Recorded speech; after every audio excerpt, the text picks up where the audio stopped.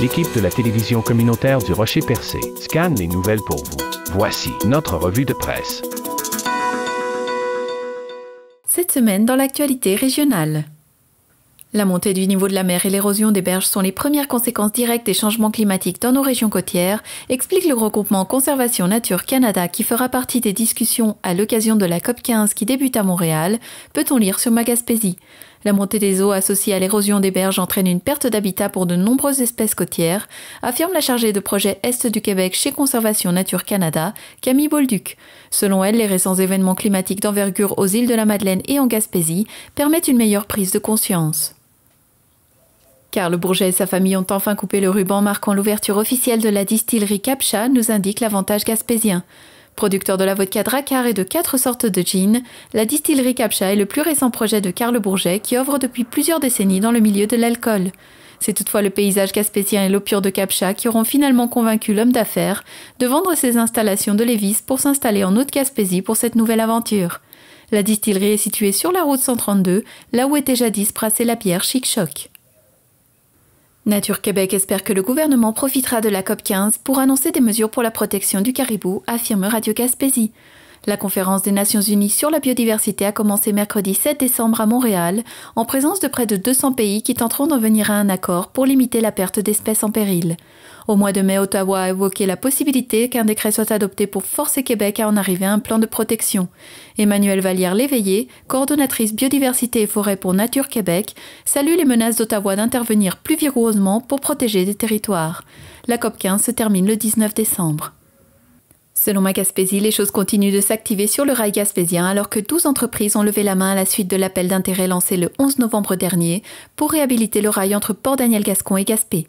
24 ponts et 269 ponceaux sont à réhabiliter, 17 murs de soutènement sont à refaire et 15 km de voies près de la mer sont à protéger, ainsi que les failles de Gascon et Douglastown. Ce n'est qu'à la suite de cette étape que la nature, les coûts et le calendrier des travaux seront connus, mais une somme d'au moins 250 millions est évoquée.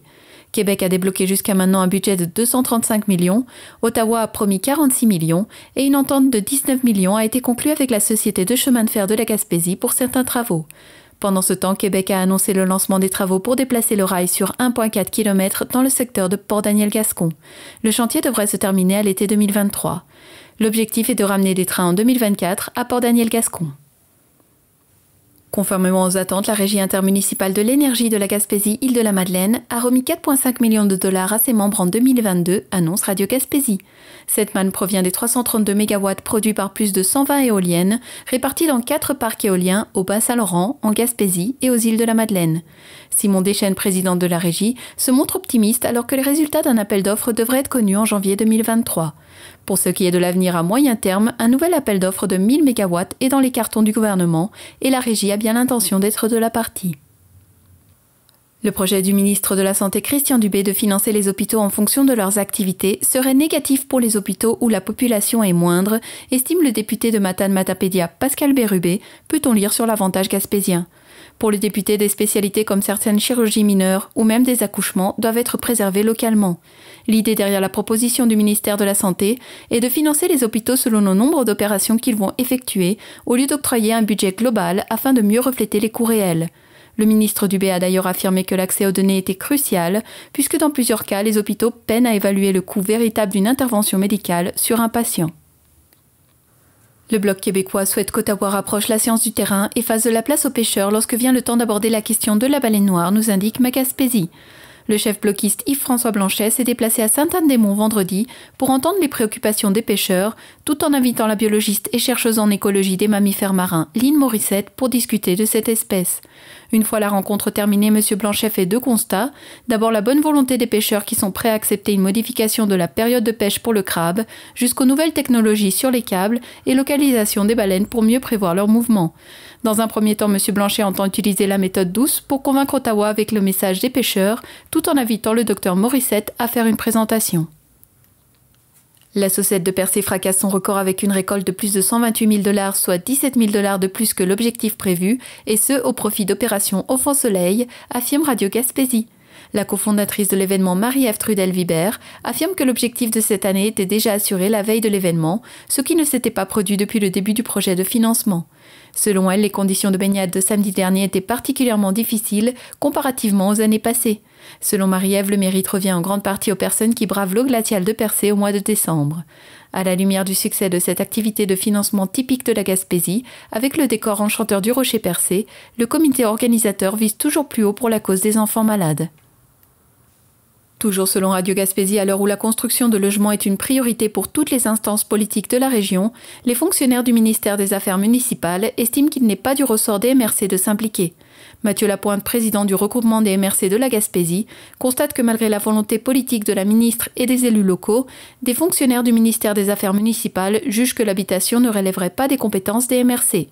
Le regroupement des MRC de la Gaspésie espère pouvoir rencontrer prochainement France-Hélène Duranceau, la ministre responsable de l'habitation, afin de démêler l'imbroglio et qu'ainsi les projets pourront aller de l'avant. Les 3 guignolés du Dr Julien en profit des centres de pédiatrie sociale de la Gaspésie ont connu des succès partout, dépassant soit les objectifs fixés ou encore ont récolté plus d'argent que l'an dernier, annonce Ma Gaspésie. Le centre, qui fonctionne avec un budget de 275 000 $, dont les 2 tiers proviennent du milieu, rêve toujours d'étendre ses activités dans le secteur de l'Estran et Murdochville, mais les ressources limitées freinent quelque peu ce développement. Depuis ses débuts en juillet 2021, pas moins de 2000 interventions ont été faites auprès d'enfants et 150 dossiers ont été ouverts. La guignolée se tient jusqu'au 15 janvier, les dons sont acceptés en ligne en consultant les sites web des centres. Voilà qui complète vos informations régionales dans les médias locaux. Vous écoutez votre reflet d'ici. Revoyez tous nos reportages sur notre site Internet. Poissonnerie Le Lièvre et Le Moyant, là où la fraîcheur est synonyme de qualité. Pour un choix impressionnant de poissons et fruits de mer, rendez-vous chez Le Lièvre et Le Moyant de Sainte-Thérèse de Gaspé. Nos employés seront vos conseillers pour préparer des repas terre et mer qui resteront gravés dans la mémoire de vos invités. Pour le service, l'expérience et la fraîcheur garantie, venez nous voir à la poissonnerie Le Lièvre et Le Moyant, au 52 des Vigneaux à Sainte-Thérèse de Gaspé, 418-385-3310.